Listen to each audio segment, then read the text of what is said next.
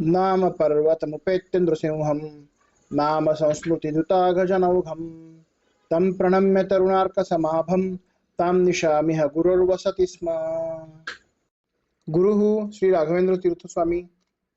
नामपर्वतम, नामगिरी या पर्वतावरती, आताचे नामकल या ठिकाणी उपेत्य येऊन, नाम संस्मृती धुताघ जनौघम. नाम संस्मृती म्हणजे नामस्मरणाने, धुत म्हणजे धुतलेले, अघ म्हणजे पाप, जनौघ म्हणजे जनांचा समूह, म्हणजे ज्याच्या नामस्मरणानेच मनुष्यांच्या पापसमूहाचे क्षालन होते, मनुष्यांचे पाप धुतले जाते. तरुणार्क समाभम म्हणजे तरुण म्हणजे बाल, अर्क म्हणजे सूर्य, म्हणजे बाल सूर्याप्रमाणे ज्याची कांती आहे, अशा तम त्या नरसिंहाला प्रणम्य नमस्कार करून इह या नामपर्वतावरती, ताम निशाम म्हणजे त्या रात्री, वसति स्म म्हणजे राहिले. मागील श्लोकामध्ये नारायणाचार्यांनी सांगितल्याप्रमाणे राघवेंद्र स्वामी श्रीरंग देशापासून उत्तरेकडे निघाले.